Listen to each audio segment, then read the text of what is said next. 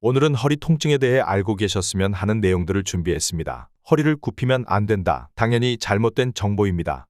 허리 디스크는 신전 운동을 통해 해결된다. 이것 역시 잘못된 정보입니다. 통증이 급성인지 만성인지에 따라 개인의 현재 몸 상태에 따라 어떤 운동이 좋은 운동이 될 수도 증상을 악화시킬 수도 있기 때문에 어떤 운동을 하라고 알려드릴 것은 아니고 보편적으로 허리 통증을 예방하고 회복할 수 있는 가이드라인을 알려드리려고 합니다. 오늘 내용은 척추 통증이라는 책을 기반으로 해서 몇몇 책들과 개인적인 경험은 한 10% 정도만 곁들이겠습니다. 증상이 명확하지 않은 허리 통증을 만성 비특이적 요통이라고 합니다. 그러니까 여러분의 허리 통증에는 원인이 명확하지 않을 확률이 더 높다는 뜻이죠. 현대의학의 접근은 병리적 진단을 통해 적절한 치료를 확립하기 위한 근거를 마련하는 것이 목적입니다. 그러나 구조적 병명은 척추 통증 환자의 15%에서만 분명하며 영상 검사와 증상의 연관관계는 약하다고 합니다. 전통의학적 방법인 구조, 해부, 생역학에 의거합니다. 환자들은 전통의학적 기반으로 자신의 통증을 설명할 수 있기를 기대하기 때문에 어떤 적당한 진단을 원합니다. 하지만 구조적 문제를 해결하면 통증이 사라질 것이라는 믿음과 치료 실패는 오히려 환자들의 만성, 부분적 혹은 완전한 장애 상태를 만들고 있다고 합니다. 통증은 심각한 손상을 만들 것이라는 환자의 믿음, 통증이 자꾸 발생하면 장애가 생길 것이라는 믿음, 이 두 가지는 환자가 움직임에 대해 공포를 가지도록 기여합니다. 흔히 허리 통증으로 인해 병원을 가면 일단 쉬라고 합니다. 그래서 PT 상담을 받으러 오셨다가 병원에서 운동하지 말라고 했다는 이야기를 듣고 포기하시는 경우도 꽤 많은데요. 여기서 일단 쉬라는 의미는 급성 통증일 때 해당됩니다. 하지만 이 휴식이 필요 이상 길어지면 여러분의 척추관절을 지지해줄 근육이 약해지는 것입니다. 통증과 휴식에 대해 정확하게 알지 못하니 많은 사람들은 필요 이상으로 움직임이 적어지고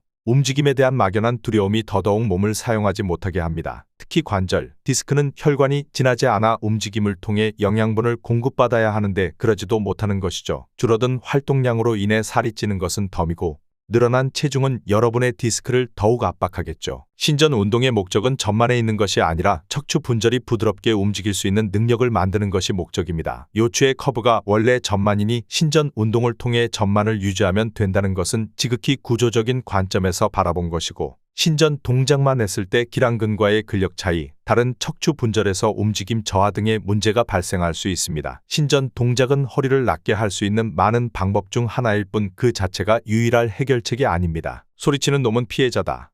진짜 범인은 따로 있다라는 말이 있습니다. 소리치는 놈은 통증 부위를 말하고 진짜 범인은 허리 통증을 일으킨 문제의 근본 원인입니다. 기능 운동을 강조하는 트레이너나 치료사 의사분들 중 허리 통증을 해결하기 위해 고관절이나 경추, 흉추, 발을 우선 개선하는 분들을 보실 수 있는데요. 떨어진 고관절 움직임, 변형된 흉추, 머리 위치 등으로 인해 자세가 변하면서 허리에 정렬이나 움직임에 문제가 생긴 것이라 본 것입니다. 허리는 가동성보다는 안정성을 우선하는 부위이기 때문에 허리를 직접적으로 써서 운동하는 것이 허리 통증을 해결하는 근본적인 해결책이 아닐 수 있습니다. 여러분의 일상생활이나 운동 패턴에서 허리를 아프게 한 진짜 원인을 찾아야 문제를 해결할 수 있습니다. 지난주에도 디스크와 허리 통증을 가진 분을 3분 정도 상담을 했었는데요. 대부분 도수치료는 6개월에서 1년 이상 받으셨지만 거의 수동치료로 근육을 이완하는 과정에 집중되었고 특별한 운동은 하지 않고 일상생활 패턴에도 큰 변화가 없었습니다. 이런 분들에게 고관절이나 흉추 가동 범위 테스트를 해보면 수동 가동 범위는 충분히 나오지만